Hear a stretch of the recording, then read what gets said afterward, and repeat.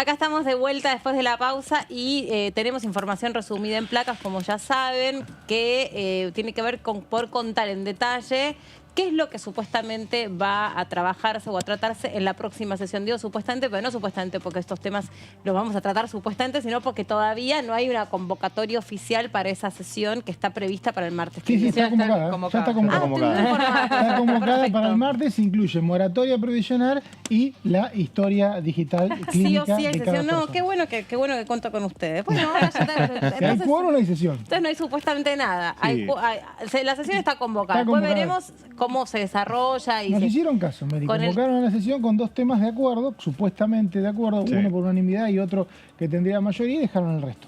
Pero, ¿cómo sigue el tema de la postura que había unívocamente tomado Juntos por el Cambio? Juntos por el Cambio no quiere ir a la sesión, pero estaría la mayoría con el interbloque federal. Eso supone el oficialismo. Ah, ok. Perfecto. Eso supone, vamos a ver. Bueno, ahí me metiste la palabra suponer, que si no me hacía quedar para el traste, ¿entendés? Porque digo, supuestamente, bueno, no. Bueno, vayamos al tema convocaron es porque creo que tienen... Porque tienen el número. No van a cometer otra vez el mismo traspié, ¿no? La información que había la semana pasada y que teníamos todos, sobre todo Cayón y Caro, es que tenían el número y por eso convocaron. Sí. Claro. Sí, a mí me parece que va a estar raro que Juntos por el Cambio, una vez que esté el quórum, no baje. No, tenés que bajar porque si no por 2/3 te meten hasta el presupuesto de 2028. Claro, por eso. Pero no, tenés que bajar. Y no baje a esto con estos temas. Con esto que tienen consenso en este año y que pierda la oportunidad de decir que votaron a favor frente a una discusión política que este año va a estar muy candente.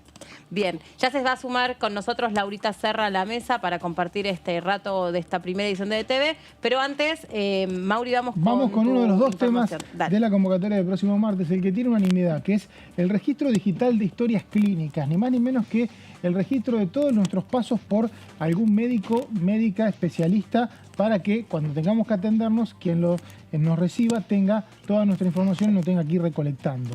Esto es el martes 28, es el día de la convocatoria de la sesión. Es un proyecto, como decíamos, se va a llamar Programa Federal Único de Informatización y Digitalización de las Historias Clínicas de la Argentina. Fue aprobado en el Senado, iba a ser tratado en la última sesión de 2022, pero sabemos 2 veces no hubo quórum y finalmente no pudo ser ley. ¿En qué consiste esta historia clínica digital y cómo se va a implementar? Bueno, sigamos con las placas. Es una historia clínica de cada persona residente en el país, o sea, quien tenga una residencia permanente, sea argentino o no, puede tener esta historia clínica. Se debe respetar la ley de protección de datos personales. Esto se repite mucho porque hay muchas quejas respecto a la posibilidad de que esos datos personales se filtren. Bueno, si eso llega a ocurrir, alguien se va a tener que hacer cargo, pero como dijo Meli recién, si nos tenemos que cuidar de eso, no podemos hacer nada. Sí, o sea, sobre todo, digamos, entiendo que esto se aclara para pacientes, por ejemplo, que puedan ser VIH positivos y que esto pueda tener una consecuencia directa en algún ámbito que por ahí, no sé, no lo quiera emplear por esta condición. Claro. Que sucede, ¿no? También. Sucede y la filtración puede ocurrir, bueno, en ese caso se verá. Y lo que venimos hablando... O alguien que tenga una enfermedad preexistente y que se crea por ello que no puede, no sé, usar, qué sé yo, voy a inventar, una línea aérea, porque puede morir en el vuelo, por ejemplo. Pasa con los registros económicos, el famoso verás de si tenemos deuda, todo el mundo lo tiene, nadie sabe cómo, y de pronto se toma gente en ciertos determinados lugares, o se asiste, o de alguna manera se determina la admisión en función de una información que no sabes cómo llegó a las manos de determinadas personas. Bueno, esto se va a cuidar, justamente en esta ley está la idea, y lo interesante de este proyecto, por lo menos para mí, es el trabajo mancomunado entre nación y provincia. Sabemos que educación y salud está a cargo de las provincias. ¿Qué ocurre habitualmente? Cuando un legislador nacional, un diputado nacional, quiere hacer una ley, otro diputado nacional dice, pero esto es competencia de las provincias, y todo se queda ahí. Ahora, las consecuencias de una mala salud, una mala educación, son de todo el país, no solamente del gobierno provincial que tenga una mala salud, una mala educación. ¿Cómo se va a administrar esto en este caso? Y podría ser lo mismo para cualquier ley referida a la salud, a través de un diálogo entre nación y provincias mediante el Consejo Federal de Salud. O sea, el Consejo Federal de Salud es el que integran todos los ministros de las provincias, el ministro de Salud, el ministro nacional, se juntan y de modo horizontal hablan y definen políticas públicas. En este caso, este Consejo Federal tendría que tener una comisión de expertos que trabaje en la creación de este registro médico digital, por si una persona vive en una provincia, después pasa a otra, y a su vez esa información tiene que ser libre en todo el país. Sí, Es y muy también creo que interesante. tiene que ver con unificar el tipo de estudios básicos a los que una persona frente a un determinado presunción de diagnóstico no puede dejar de acceder. No, claro, tal cual, pero es complicado. Vas a un médico y te dice, pero vos como, en mi caso, que tengo el tobillo roto hace como 25 años, Sí. y qué sé yo, hace 25 años, ¿con quién me atendí? Y bueno, hay que verlo, vamos a una placa, y todos te dicen No, algo a mí me distinto, pasó te algo volvés peor. loco. Que algo, perdón que vaya a lo personal, me pasó algo peor, es que yo estoy operada de un quiste en un ovario y nunca me acuerdo de qué lado. Qué ovario, Igual. Entonces cada vez que voy, sí, tengo esto, ¿de qué ovario? No me acuerdo. Y andás a ver dónde está el certificado de la operación. O sea, bueno, y eso- como tengo la paroscopía, o sea, tengo tajos de los dos lados, pero no sé adentro cuál fue el ovario afectado. ¿Entendés? Es un tema, de verdad. Porque te llega a aparecer en un futuro otro tema decís, pero bueno, vos ya tenés este antecedente. Ahora, bueno, listo, tengo una... Como fue hace mucho, no tenés ni siquiera Y un no sé registro si- digital de no, nada. ¿Qué te parece? Es Fue hace buenísimo. mucho, fue hace 20 años más o Bueno, menos, puedo ¿no? decirte. Sí, Se ríe, Cayón, Cayón. pero ¿De qué te te ríes, puede Cayón? pasar. No, Aparte sí, que no sé bien claramente. cuál es la izquierda y la derecha, tengo que Claro, pensar. ahí estaba pensando en eso. ¿Entendés? Eso también Una me vez que pasa. salió bien de la operación, dijo, ya fue. Claro, Bueno, estoy con vida, chao, listo. ¿qué se registrará? A ver, vamos a tomar el caso de Meli y vamos a ver qué se registrará en esta historia digital clínica que todos tendríamos si esta ley finalmente es sancionada el martes. Toda intervención médico-clínica de cada persona residente en el país. Se debe respetar la ley de protección de datos personales, esto se repite todo el tiempo. El gobierno nacional deberá coordinar con las provincias el sistema de carga de datos a través del COFESA, como decíamos, y habrá una comisión, bueno, esto ya lo comentábamos recién, habrá una comisión interdisciplinaria. Bueno, y a su vez, ¿cómo va a seguir? ¿Cómo vamos a tener las características del registro que vamos a tener? ¿Cuáles serían? Bien, vamos a la próxima placa. Acá está, sí. Se registrará toda intervención médico-sanitaria, decíamos, a cargo de profesionales y auxiliares de salud en establecimientos públicos y privados. Esto es interesante porque esto es público y privado y siempre detectamos la posibilidad de que existe una anomalía en el sistema de salud en función de cuánta guita hay puesta en el sanatorio. Claro. Y acá no es así, porque realmente no hay historia clínica digital de ningún tipo, ni pública ni privada. Y en este caso, un acceso a Internet tiene cualquier estudio centro médico, por lo tanto, cualquiera va a tener que registrar lo que se someta y el médico va a tener que registrar y poner en la historia personal. Se debe tener los datos clínicos de la persona o paciente de forma clara y el fácil entendimiento, desde el nacimiento hasta su fallecimiento. Esto parecen obviedades, pero vieron que a veces las recetas vienen escritas que Sí. no se entiende, que el Sí, sí, farmacéutico sí. no entiende. Bueno, acá nada de hacer las cosas a las apuradas. Está bueno que la ley establezca y obligue a los profesionales a tener responsabilidad en este tema. Tenés que hacer un registro para la persona como parte de tu laburo. No es que tenés que decir, bueno, tomá, fijate, no. Tiene que ser claro. Y también, si una información se modifica, se debe registrar, aun si es para cumplir con la ley de protección de datos personales. Esto es, modifiqué esta información, el diagnóstico de Laura cambió. Era este y ahora es este, mejoró, ¿no? Así Sí, Laura que ahora se la ve siempre. mejor. En ese caso tenés que registrar que hiciste esta modificación.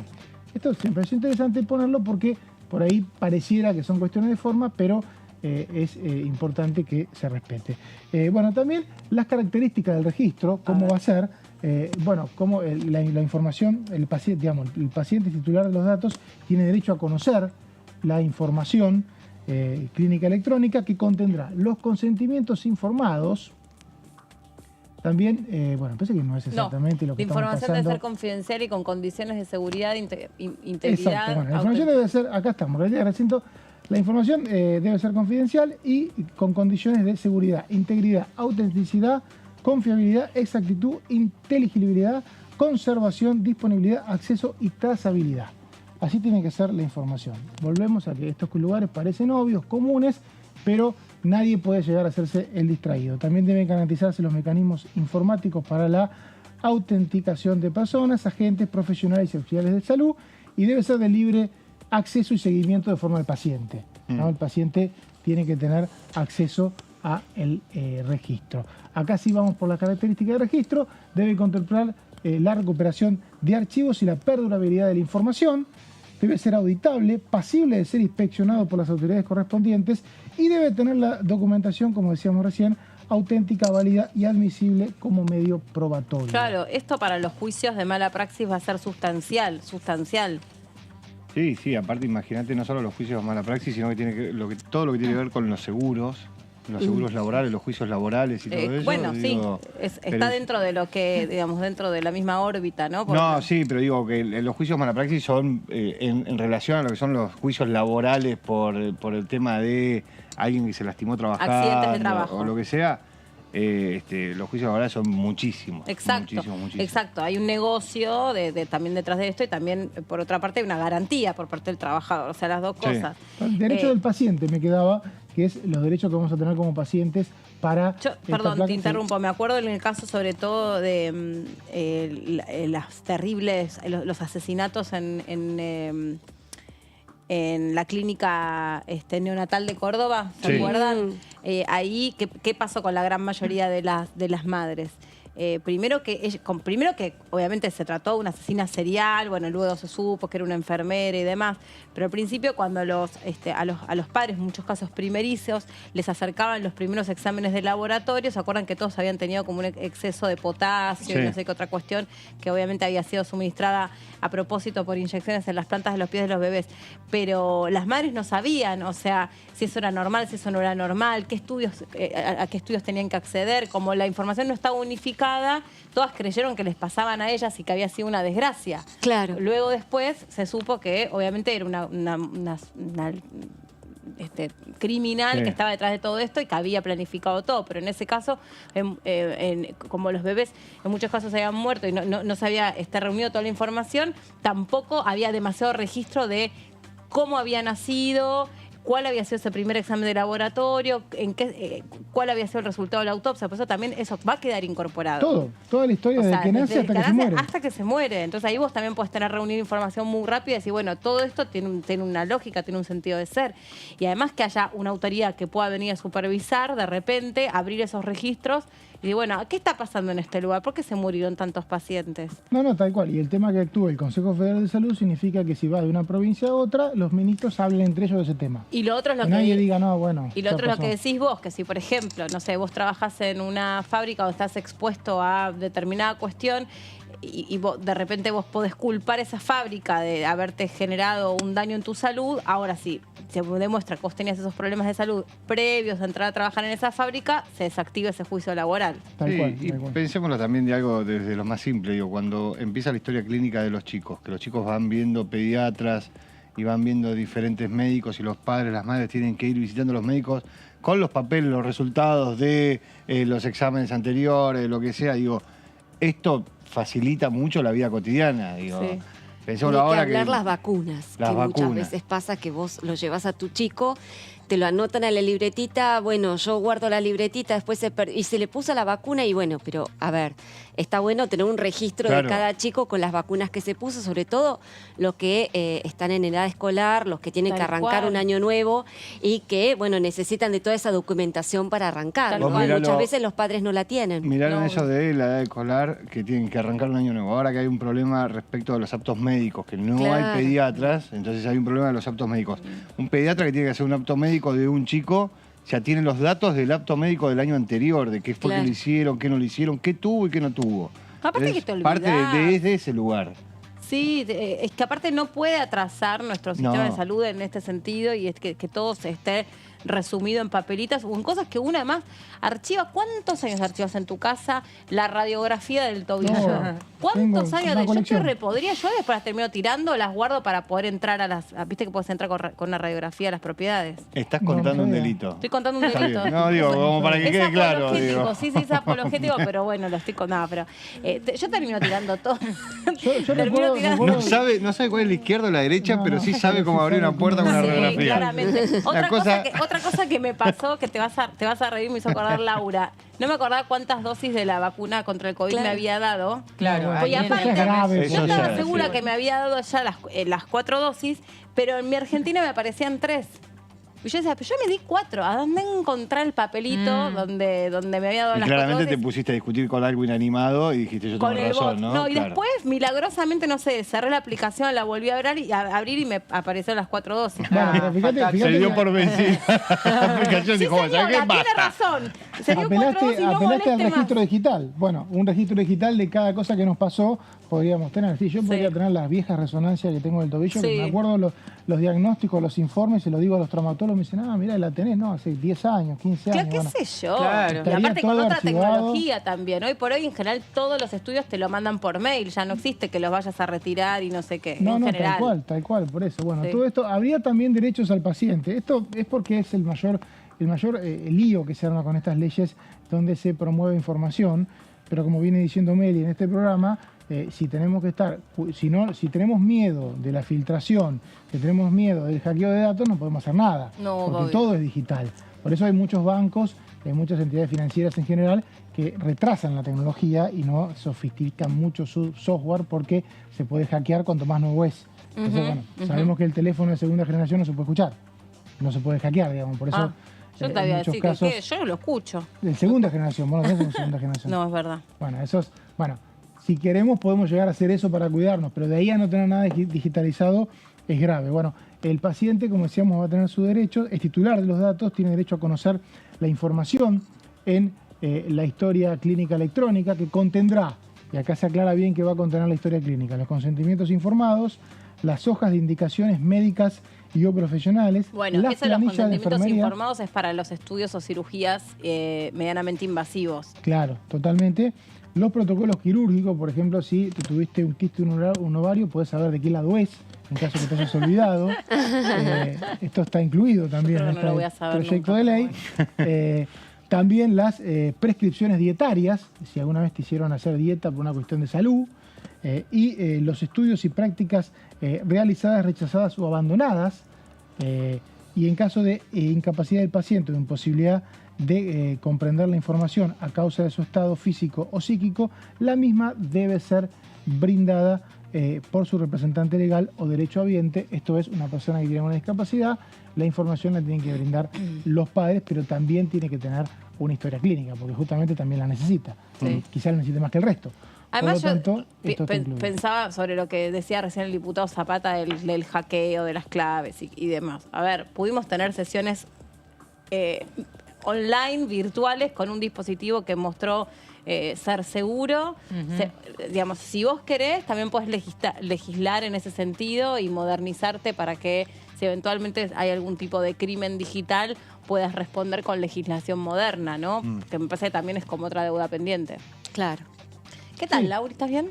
Bien, todo No muy te bien, veía. que no Estás nos muy veías. fresca. Sí, bueno, viste, todavía lo Sé tenemos. que te encontraste con mis padres, ya tenemos que hablar de Sí, eso, ¿no? claro, sí. No, pero escúchame, Pero queremos saber los demás. Claro, ¿qué pasó? cuéntenlo, Claro. digo. Yo sé que Laura habló bien de mí, con eso ya ¿Se encontró me con tus canso. padres, dijo? Con mi mamá, creo, con los ¿Con, dos. con los dos? Sí. Con los dos. ¿En dónde sí. se puede saber? ¿No? ¿Por Ah, qué?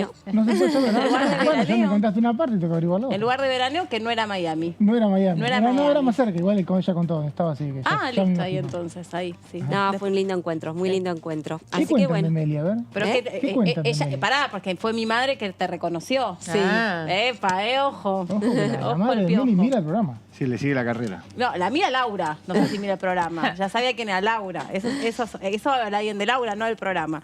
Bueno, ¿Hablaron bien de ella? No, sí. mis padres de mí no creo que hayan hablado muy bien. Es más, estaba sorprendida que ella tenía tantos halagos para decirme, pero lo voy a charlar en terapia. Espera, Mauri, que ahora te vamos a arreglar el micrófono. Bueno, sé que te querés ir yendo. Tenemos todavía como 20 minutos, 40, 50 minutos más de programa. Ah, perfecto. Bueno, ¿con qué seguimos? Me gustaría saber. No sé, seguimos con el programa. Bueno, hay sesión entonces el martes. Acá está convocada. 10:30, Meli, tempranito. Hay que ver si hay labor en la previa. Ah. Sí, porque es el último día de extraordinarias. Claro. No hay que olvidarse ese detalle. O sea, no pueden exceder. Es como la Cenicienta. Ya después de las 12 no Sí. vale, ¿no? Así que tienen que terminar sí o sí antes de la medianoche, con lo cual me imagino que por esa razón han convocado temprano. Habitualmente las sesiones arrancan entre las 11 y las 12, 12:30, 1. Sí. Esta vez convocaron un poco más temprano. Se descuenta que va a haber quórum. Sí. Así que eso es un punto para el oficialismo, porque van a doblegar la resistencia de Juntos por el Cambio, que, había dicho ya en enero que no iban a dar quórum, no iban a facilitar la sanción de ninguna ley del oficialismo mientras se sustancie el juicio político a la Corte Suprema. Postura que con el correr de los días se fue flexibilizando. Eso quería saber. Sí, se fue flexibilizando porque los amigos de Juntos por el Cambio empezaron a darse cuenta de que no le era muy redituable políticamente mantener cerrado el Congreso durante los 2 o 3 o 4 meses que vaya a durar el juicio político a la Corte, con lo cual ya a partir de marzo todo indica que la actividad parlamentaria va a retomar su ritmo habitual de sesiones ordinarias. Evidentemente, un año que va a estar, con pocas sesiones, ¿no? Por el tema electoral, básicamente, pero el arranque, por lo menos los primeros 2 o 3 meses del año, en principio serían de trabajo normal, ¿no? Y Juntos por el Cambio está dispuesta a, por lo menos facilitar el tratamiento de las leyes del oficialismo. Veremos a qué leyes le van a dar quórum y no, ¿no? Y aparte creo que esa postura, esta es una opinión personal, pero que esa postura que tomaron originariamente, casi sin fisuras dentro del bloque, de no acompañar, de prácticamente paralizar el Congreso si no se echaba marcha atrás con el tema del juicio político, después, digamos, tiene un costo frente a la ciudadanía, porque hay temas de muchísima sensibilidad que si vos no te sentás a debatir, como por ejemplo la ley de alquileres que se trató de incluir en la última sesión frustrada, ¿qué le salís a decir a tu electorado? Sí, un dato ¿Cómo importante. explicás eso? Sí, no, aparte en un año electoral, para el resto de la sociedad, los diputados y los senadores trabajan en el momento que se sientan en el recinto. Sí, solamente en el momento que se sientan en el recinto. Tal cual. Entonces, si no van al recinto, si no tenés sesiones, esa idea de el Congreso es caro, esa idea de... ¿Vieron esas notas que a veces aparecen de cuánto sale la democracia, ¿no? Cuánto nos cuesta un senador, cuánto nos cuesta un diputado. Qué barata era la dictadura. Claro, ¿no? Una cosa así. Bueno, obviamente eso repercute y en un año electoral eso en cualquier discusión aparece. Por eso, y más allá de esa cosa que, digamos, tenés que acercarte sí o sí en un año electoral más que nunca a tu electorado y a lo que vos te comprometiste. Entonces, si después te meten cualquier tema por la ventana porque les da el número por sí solos, ¿cómo salís a construir, candidatos en un año tan sensible y con tanta, me parece, vamos a tener unas pasos con unas boletas kilométricas? Además, teniendo en cuenta que hay muchos candidatos que son diputados. Claro, Sí, por eso el tal cual. Congreso también es una tribuna, ¿no? Para Claro. mostrarse, es el ámbito por excelencia donde la oposición da su discurso y plantea sus propuestas, sus ideas. Desde ese punto de vista, sumo a lo que decía Laura, además de empezar a flexibilizar un poco esta postura, también está la intención de movilizar las comisiones que están en manos de Juntos por el Cambio. Por ejemplo, ya vimos algunas reuniones de la Comisión de Comercio, que encabeza Gabriela Lena, como para poner un ejemplo, ¿no? De aquellos temas que a la oposición le interesan, movilizarlo a través de las comisiones que preside justamente el interbloque Cambiemos. Sobre ese tema, Caro, un apunte, porque la diputada Elena, que siempre participa de este programa, ella preside Comercio. El año pasado no tuvo ninguna reunión la Comisión de Comercio, ninguna. Y así algunas otras que maneja la oposición. Y yo creo que ahí ha venido algún tipo de por lo menos de consejo, llamado de atención, porque si bien es cierto, y lo ha dicho la diputada Elena, de que a esa comisión no le transfieren, no le pasan los proyectos de ley más relevantes, sino que siempre ha sido relegada en cuanto a los giros, la comisión, o ser presidente de una comisión, es muy importante, porque vos podés visualizar o presentar o exhibir a la comisión con reuniones informativas que bien pueden servir para los distintos sectores para presentar propuestas, mostrarles a los legisladores cuáles son sus problemáticas, gente que viene del interior para contar lo que les pasa en sus provincias. Y yo creo que no hay ninguna excusa, sinceramente, para que las comisiones estén inactivas. Que lo utilizó mucho ese recurso Burjaile. Exacto, También, bueno, pero sí. muchos, o sea, y hay varias comisiones que con el argumento o excusa de que el oficialismo no les hace los giros, se permanecen inactivas. Y la verdad es que hoy sos, digamos, diputado de la Nación, te pagan para eso, bueno, cumplí con tu representación. Y uno puede usar la herramienta política de dar quórum o no, eso no se discute, pero me parece que lo que tiene que quedar fuera de discusión es que vos tenés que venir a trabajar y sesionar y trabajar en las leyes. Y aparte me Y parece... por lo menos en las comisiones, que es donde se trabaja justamente en los proyectos de ley. Y a mí me parece que justamente en épocas donde la ciudadanía lo que siente es una enorme distancia respecto de cómo las instituciones están ocupándose de los temas que verdaderamente afectan la vida cotidiana, no porque el juicio político en última instancia o el debate por el juicio político en última instancia no afecta nuestra vida cotidiana, pero se entiende lo que quiero decir. O sea, hay temas que realmente hace a tu día a día, a tu cotidianidad o a la manera en la que devenimos en esta sociedad. Y un poco me tomo lo que dice David. Yo creo que, digamos, nosotros vivimos en un microclima que estamos como muy pendientes y sabemos que la gran mayoría de los diputados y las diputadas tienen reuniones, trabajan en los territorios, se reúnen con sus asesores, presentan proyectos que nunca salen a la luz y demás, pero para el tipo que está sentado en su casa y que tiene la mitad de la heladera llena, la mitad de la heladera vacía, por no decir la mitad de la heladera llena, o que no le alcanza su sueldo, o que no sabe cómo va a renovar su contrato de alquiler, o que como no sabe, no sé, cómo va a hacer para negociar su gremio, en el mejor de los casos, su salario, y ve que del otro lado hay una persona que él eligió, que además se tomó el laburo de ir a votar y que él eligió y que no aparece en el recinto, la sensación que te queda es que, che, al final yo pensé, vos me prometiste en tu campaña que ibas a hacer tal y cual cosa y la realidad es que no, digamos, yo no te veo que lo estés haciendo. Sí, aparte de una cosa importante, Meli, recién decía Laura que el 28 de febrero vence el tiempo de la extraordinaria y el 1 de marzo son tiempo de ordinaria, por eso se va a inaugurar el periodo de ordinarias acá. El 28 de febrero también vencen los proyectos que tenían un año parlamentario, como último año parlamentario 2022, entre ellos el de Historia Clínica Digital. Esto es, si no se sanciona, el martes se cae. Se cae la aprobación del Senado. O sea, sería una cosa bastante dolorosa, ellos ¿no? de historia clínica. Claro. Y el de agroindustria también. Pero ese caso no se aprobó en el Senado. No, en este caso sí. Deme un segundito que ya está conectado del otro lado nuestro próximo invitado en la provincia de La Pampa.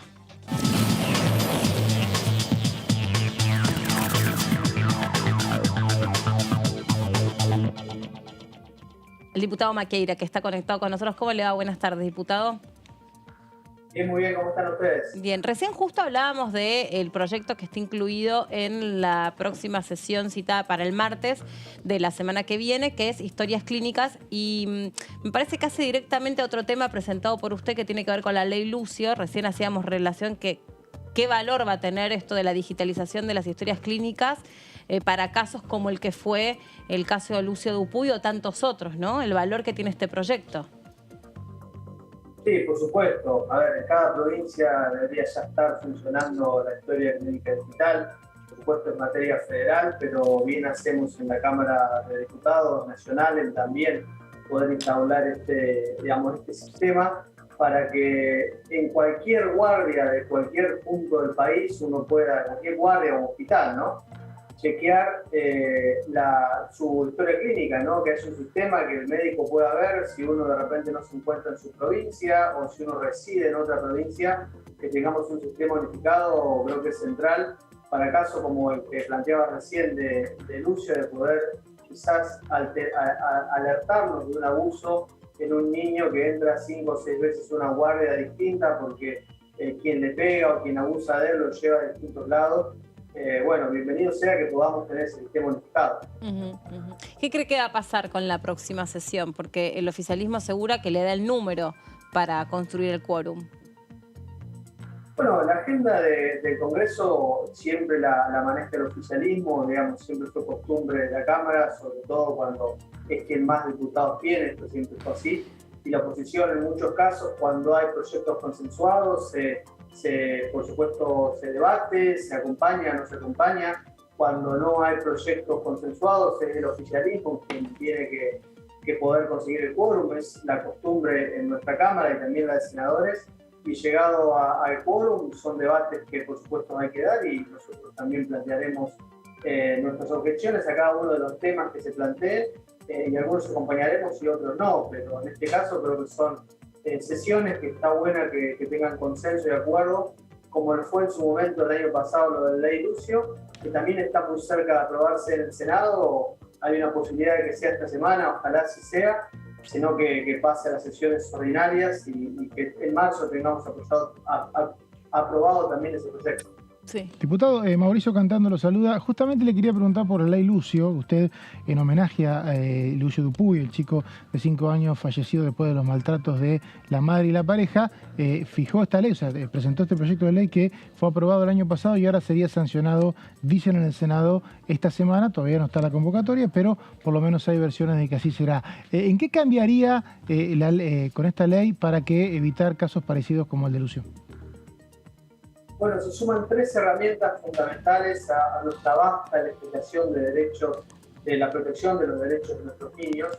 Y esas 3 herramientas son, primero, en medios tan importantes como este y cualquier medio digital o gráfico de nuestro país, que haya campañas de concientización para que todos sepamos, los ciudadanos, que tenemos que llamar al 102, a la línea telefónica 102, si sabemos de algún hecho de abuso, de acoso, de algún chico que está sufriendo abuso, chico o chica en cualquier punto del país.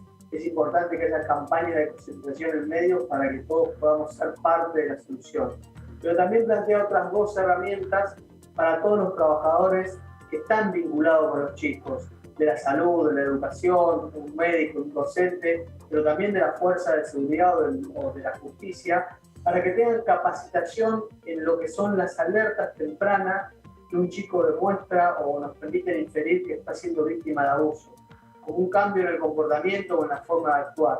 Naturalmente, a un médico o un docente lo capacitan para sanar o para educar. Bueno, en este caso también queremos darles una herramienta más para que puedan ellos también alertar cuando ven que un chico cambia de comportamiento o que está dibujando quizás distintos dibujos que la psicología nos permite inferir que puede haber ahí atrás de eso un abuso. Bueno, también para que ellos tengan esas herramientas y puedan denunciar.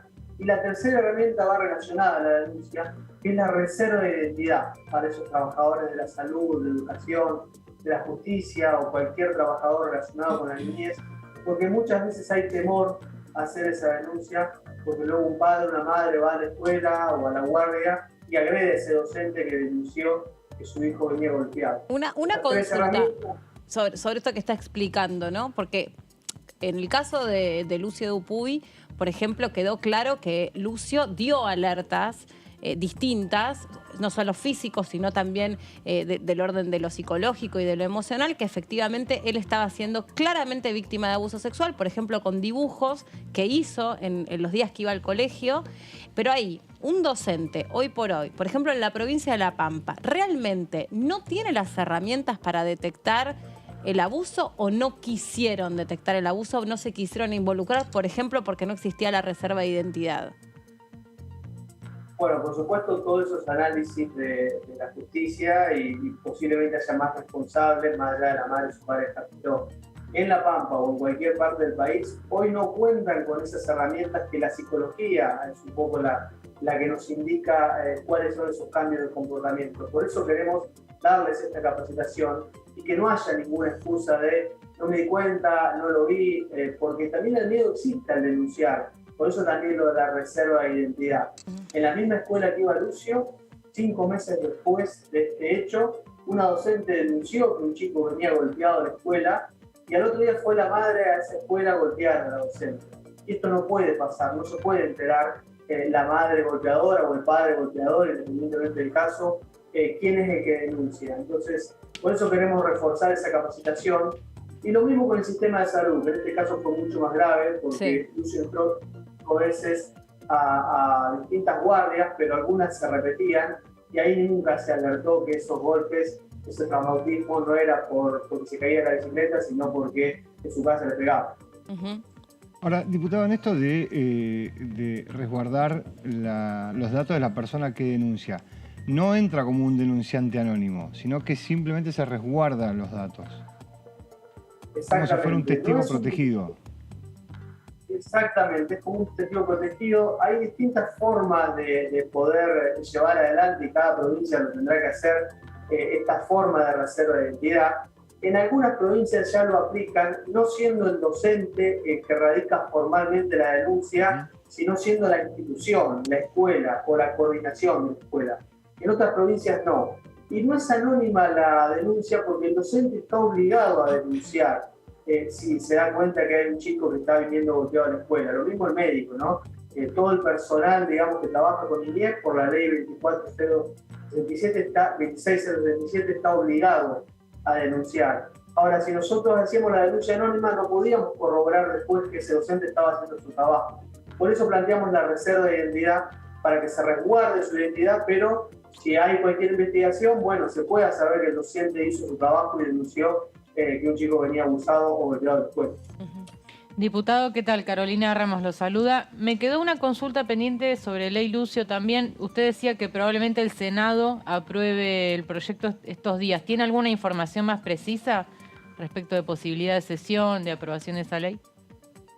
Bueno, informal, ¿no? Porque es lo que la información que ustedes también tienen, que está tratando el oficialismo de poder llegar a convocar para mañana o pasado mañana, esta semana, o para la preparatoria de la semana próxima, pero aún no tenemos la convocatoria oficial. He hablado con algunos senadores, pero bueno, es un proyecto que todos queremos que se apruebe, que pueda tener la sanción definitiva, así que esperemos que sea esta semana y si no, insistiremos con nuestros senadores a partir del periodo ordinario o la semana próxima. ¿Qué tal, diputado? Laura Serra lo saluda. Preguntarle porque justamente en el caso de que se tratara esta semana o el 28 antes de extraordinarias, este proyecto de ley, si efectivamente se convoca a una sesión, Juntos por el Cambio está en este dilema de dar o no dar quórum, ¿no es cierto? Por esta cuestión del juicio político a la Corte Suprema y un mandato de la Mesa Nacional de Juntos por el Cambio de no dar quórum en ninguna de las dos cámaras. Pregunta, ¿no? ¿Usted cree que esto debiera flexibilizarse a partir de marzo? ¿Cree que, por el contrario, debería mantenerse esta intransigencia mientras se sustancie el juicio político a la Corte en la Comisión de Juicio Político de la Cámara de Diputados? Bueno, yo creo que tiene que frenar el gobierno en este embate de justicia como primer punto. Como segundo punto, esperemos que no estén todo el año queriendo hacerle juicio a la Corte y no podamos tratar otros temas tan importantes como este, porque la agenda la está marcando el gobierno. La convocatoria a las comisiones, a las sesiones, la marca el gobierno porque es el que pueda llegar al quórum, por ejemplo, en el Senado. Juntos por el Cambio, en minoría no tiene posibilidad de instalar los temas ni en extraordinarias ni en ordinarias.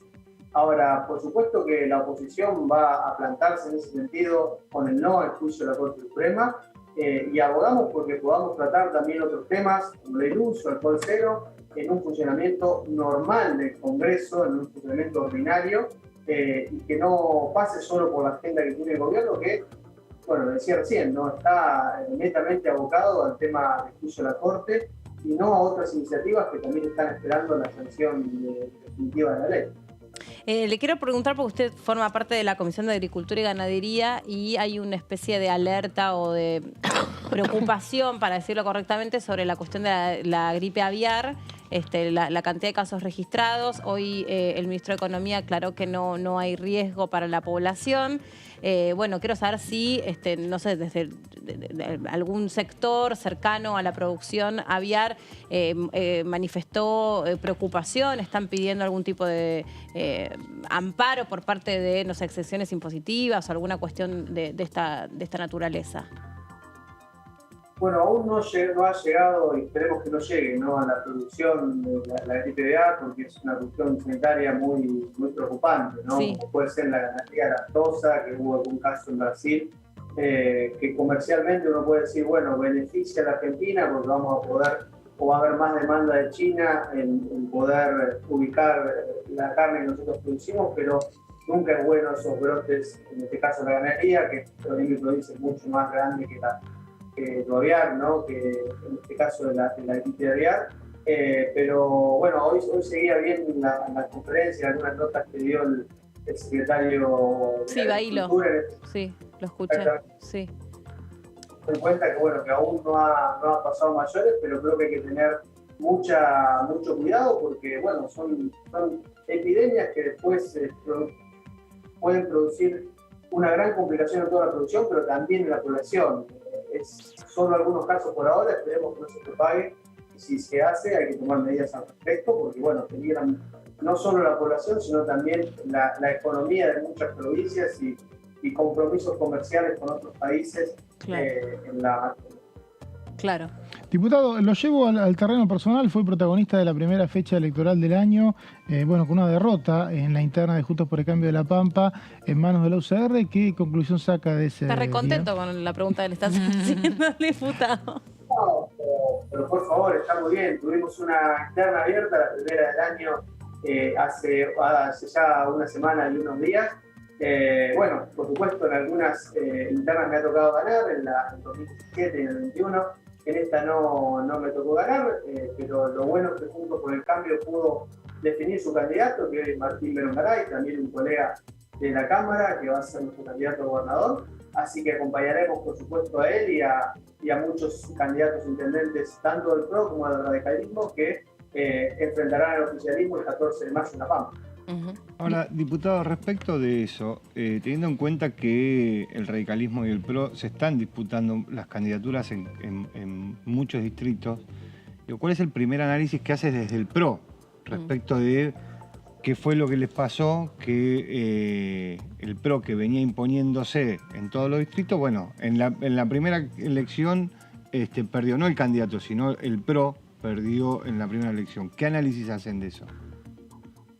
Bueno, ver un poco toda la película, desde que formamos en La Pampa Juntos por el Cambio. Yo creo que no es, por supuesto, un resultado nacionalizable, pero desde que formamos Juntos por el Cambio siempre hemos tenido internas. Yo le contaba, en 2017 y 2021 lo tocó ganar el PRO, en 2019 y 2023 nos tocó perder, y en este caso no responde a que uno venía mejor que otro, sino a distintos factores. En este caso no era una elección obligatoria, no votó el 10% del padrón. Eso, por supuesto, a un partido con más estructura o más años se le hace quizás un poco más fácil poder llevar a sus vecinos, convocar a sus afiliados a votar. El PRO hace recién 10 años que está en nuestra provincia, digamos, creciendo. Pero hicimos una elección mejor en este sentido que la del 2019, que es la comparable. Y para mí todo es crecimiento, más allá que a veces, como le decía, vengo ganando ya 2 de las 3 internas que he competido, en esta me ha tocado perder, pero en el fondo lo mejor que podemos hacer es definir nuestras candidaturas con internas. En La Pampa, pero también a nivel país, así como en 2015 tuvimos una interna en la cual Mauricio Macri le tocó ganar y poder luego gobernar el país. Seguramente este año también tendremos internas a nivel nacional y creo que es la mejor forma de dirimir nuestras diferencias. Diputado, faltan pocos días para la apertura de sesiones ordinarias. Quería preguntarle qué expectativa tiene respecto de la Asamblea Legislativa, que va a ser la última que encabece, al menos por esta gestión, el presidente Alberto Fernández. Bueno, imagino que va a hacer un balance de su gestión de estos años. En las últimas asambleas legislativas hubo muchos proyectos que el oficialismo planteó llevar adelante, desde hidrógeno verde, poder renovar la promoción al hidrógeno, hasta electromovilidad, para poder incentivar a la industria de los autos eléctricos, bueno, y tantos otros que no han llegado ni siquiera a tratarse. Entonces tenemos que la agenda que plantee el presidente y que también planteemos desde la Cámara de Diputados pueda este año tratarse, debatirse y tener un mejor año legislativo que el anterior. Siempre uno trata de por supuesto, superarse, teniendo en cuenta que también es un año electoral y a veces baja la actividad en el Congreso. Creo que es importante no dejar de lado algunas de las leyes que mencionábamos recién, ¿no? Como la ley Lucio, la ley del Colcero, pero también la historia clínica digital y tantos otros proyectos. Y bueno, en este sentido esperamos que utilice la Asamblea Legislativa para eso, y no quizás como un acto electoral o como un acto electoral, teniendo en cuenta que el presidente quiere también o ha planteado renovar en su mandato. Así que estaremos atentos a los proyectos y debates que se llevan adelante y al análisis que hace el presidente de la realidad que nos toca vivir hoy, que es muy dura, y si no se toman medidas, lamentablemente será mucho más difícil. ¿Está siguiendo la actividad que tiene la Comisión de Juicio Político? ¿Qué le parece hasta aquí? Por ejemplo, mañana va a ser un día importante porque están obligados a venir aquellos que fueron citados en calidad de testigos. No estoy en la comisión, pero sí sigo el debate cuando por ahí la agenda me lo permite. Como decía recién, creo que el gobierno el gobierno no tiene los votos para poder llevar adelante el juicio político. Creo que es un embate contra la justicia simplemente para poder poner en agenda otros temas que no son la realidad de los argentinos.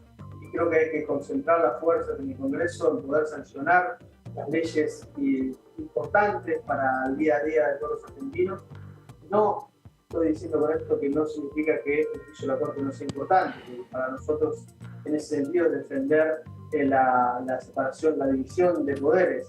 Pero sí vemos que el gobierno lo toma como un tema de agenda, a mi punto de vista, para distraer de lo que realmente tenemos que sancionar, que son las leyes que los argentinos están esperando. Sí, pero también hablábamos hace un rato sobre, digamos, más allá, es difícil igual dar una opinión cuando uno es parte desde el punto de vista político de uno de los dos sectores, pero hablábamos que es un recurso, en definitiva, o casi el único recurso que se tiene a través de la Comisión de Juicio Político de controlar cómo se comporta la justicia frente a la sociedad y cómo se comporta la justicia en sí mismo como un poder, ¿no? Como que no hay otra instancia que no sea esta para que por lo menos los miembros de la Corte Suprema den explicaciones concretas sobre algunas cuestiones que han generado suspicacias o sospechas. No, por supuesto que la herramienta es constitucional, no estoy diciendo que no. Ahora, no me parece que los argumentos en este caso que se plantean que es estar en contra de un fallo que incluso para todo lo que somos del interior implica que la nación tenga que llevar recursos a un distrito, en este caso a la ciudad de Buenos Aires, pero puede pasar a cualquier otra provincia. A mi criterio es un fallo federal en ese sentido que va en contra del unitarismo de la nación administrando o quitando los recursos sin acuerdos y sin convenios con los distritos o las provincias de nuestro país. Por eso en este caso está bien, el gobierno considera que el juicio político es pertinente. A mi punto de vista es un ataque a la Corte Suprema porque no están de acuerdo con un fallo y los fallos hay que cumplirlos. Como tantos otros que no se cumplen, como en el caso de mi provincia, que aún no contamos con el caudal de agua en el Atuel que la Corte fijó y que la provincia de Mendoza en este caso no cumple. Sí. Sí, ahí depende de un laudo de presidencia, ¿no? Del presidente de la Nación. El Atuel. ¿Y el cumplimiento del fallo? Sí, pero digo, el causal, digo, no tiene que ver con la Corte, sino con presidencia. Presidencia es quien tiene que definir eso. No, en este caso los recursos naturales son provinciales, en este caso interprovincial, porque es un río que cruza una u otra provincia, y cuando hay disputas entre dos provincias, es la Corte la que tiene que dirimir esa disputa. La Corte dirimió que tiene que haber un cumplimiento, en este caso de Mendoza, y Mendoza no está cumpliendo el poder que el agua corra hacia nuestra provincia. Seguro que Nación también puede arbitrar como una parte más en un comité de cuenca, pero en este caso no está la Pampa recibiendo el agua que tiene que recibir. Diputado, recién decía usted que integraba la Comisión de Agroindustria, de Agricultura y Ganadería, en realidad, que preside Ricardo Bursaile, el diputado de la UCR, y está pendiente la ley de agroindustria, entre otras cosas, porque no se convoca a esa comisión, e inclusive estaría por perder estado parlamentario. ¿Qué opinión tiene? Bueno, estuvimos el año pasado con un largo debate y no hubo un acuerdo en conjunto de todos los bloques. En este sentido, bueno, hubo también un cambio de ministro, ¿no?, en el medio. Será agenda del próximo año si no llegamos a poder sancionarla en este periodo legislativo, ¿no?, pero de este año, a partir de marzo. Creemos que son leyes que se pueden mejorar. Habíamos planteado nosotros el punto de vista porque nos parecía demasiado burocrática esa ley y que no generaba un incentivo real para el productor, sino demasiados, digamos, créditos fiscales, sino beneficios palpables. Pero bueno, era avanzar con alguna legislación y alguna cierta tranquilidad al sector, que lo que necesita es que lo dejen producir. Y abogamos porque se pueda debatir en los próximos meses y tener la ley debatida y sancionada, o por lo menos una ley de sanción. Bien. Y el otro tema que está incluido, por lo menos en la convocatoria para la próxima sesión, es el del plan de pagos para la deuda previsional de una población de 800.000 personas. ¿Qué opinión tiene sobre eso? Bueno, sigue siendo un parche, ¿no?, a nuestro sistema previsional. Creo que hay que discutir la cuestión de fondo, es que la mitad de los trabajadores en Argentina no aportan el sistema y tenemos un sistema previsional fundido.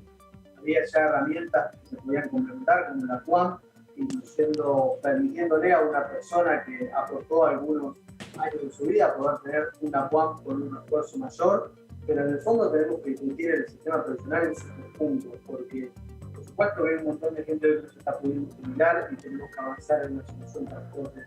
Ahora, el sistema no tiene más fondos, no tenemos cómo pagar, lo único que estamos haciendo estos parches es bajando cada vez más los aportes de todos los jubilados de nuestro país, porque se jubila gente que no ha aportado, en muchos casos porque su trabajador no ha aportado y en otros casos porque, como hay en todos lados, no han trabajado en ese sentido, con lo cual me parece que tenemos que en el fondo discutir cómo logramos nutrir a nuestro sistema previsional de mayores aportes y por supuesto es con personas registradas trabajando en toda su etapa laboral, pero también dando otras discusiones que suceden en el interior del país, que suceden en mi provincia, y es que no se logra muchas veces poner a la persona en blanco porque pierde otro beneficio social.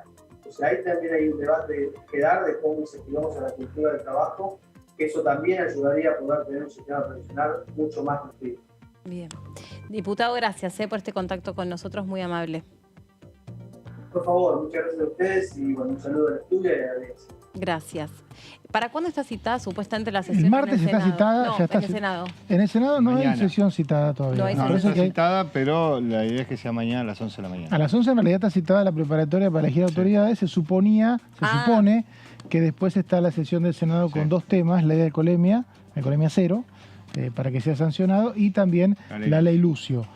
Todavía no hemos recibido la convocatoria a la sesión. Ok, son los dos temas que salieron de aquí de diputados. Que salieron de aquí diputados y serían sancionados. Ahora, qué extraño que no salga la convocatoria, ¿no? Digo, ustedes que habitualmente están en el Senado, digamos, es extraño que no faltan ni 24 horas y todavía la notificación no esté. Digo, debe haber algún problema en el oficialismo. Hay un problema en el oficialismo del Senado. Sí. Claramente hay un problema porque hay un sector del oficialismo que claramente está pidiendo otros temas también. Sí. Y como la oposición no quiere dar quórum porque por parte de este boicot que tiene, porque se está llevando acá adelante el juicio político a la Corte, no tenemos garantía de una mayoría y por lo tanto todavía no está convocada la sesión. Ahora, qué loco esto, ¿no? Porque se lo marcábamos recién al diputado Maqueira, ¿no? El abanderado de la ley Lucio, y que por una cuestión de, digamos, yo coincido con vos, Meli, en el sentido de que hay una suerte de bloqueo por parte de la oposición por el tema del juicio político a la Corte, que está bien como una expresión política para un determinado momento, pero, digamos, todos sabemos que el juicio a la Corte por de pronto y por ahora no va a prosperar porque no están los números. Y bueno, la oposición, Juntos por el Cambio, insiste en mantener el bloqueo por de pronto hasta el 1 de marzo. Yo estoy segura que después se va a flexibilizar porque no les da para mantener el costo político de cerrar el Congreso. Pero lo cierto es que, digamos, esta intransigencia de Juntos por el Cambio por ahora les está obstruyendo la posibilidad de sancionar una ley mañana mismo, ¿no? Sí. Sí, me parece que se apresuraron, para mí, con esa medida tempranera en enero de establecer un bloqueo. Pensaban que el juicio político a la Corte no se iba a activar. O no se iba a hacer o iba a durar poco, y ahora que avanzó están un poco presos de lo que dijeron. Sí, ¿no? Y a veces me parece que la estrategia política no tiene mucho que ver a veces con la estrategia parlamentaria, y la decisión de la Mesa Nacional tenía más que ver con la discusión política, con la estrategia política de un año electoral, más que con la discusión que tienen los bloques adentro del Congreso, que negocian de maneras diferentes, que tienen otros intereses por afuera de los intereses de la Mesa Nacional. Bajó la línea la Mesa Nacional, los legisladores de Juntos por el Cambio acataron y decidieron. Pero los que van a pagar, en todo caso, el costo político de no sesionar, van a ser los legisladores. No va a ser la Mesa Nacional. Entonces ahí, como dice Laura, más del 1 de marzo yo no creo que dure, porque aparte es ilógico, porque es, bueno, nosotros no vamos a sesionar hasta tanto y en cuanto no bajen los pedidos de juicio político. Bueno, ya está, ya lo admitieron, ya sigue la comisión, no hay forma, no hay salida de eso. O sea, ¿qué hacen? No sesiona más. Tal cual. Bueno, muchachos, gracias por haber llegado hasta acá. Yo me despido, no sé bajo ¿No te qué quedás forma. con nosotros? ¿No te queda? No. Nosotros nos quedamos. No estaba prevista. Ustedes se quedan, bueno, se quedan todos menos yo. Mirá, es así. Vamos a extrañar. Bueno, Versátil este programa. Sí. Sí. Es como un equipo de vóley, hay Entra, rotación. sale gente, todo el exacto, tiempo, pero sí. siempre de lujo el equipo. Pero Sí. izquierda la del reloj, Sí, derecha y no voy a cometer, aclaro, ningún tipo de crimen, salvo... abrir una puerta con una radiografía. Salvo que me quede la llave de adentro, ahí les aviso. Pero no sé Salvo que te quede la radiografía perdida. Y... Claro. También. Bueno, nos reencontramos mañana con algunos de ustedes. Dios proveerá. Chao, que estén muy bien.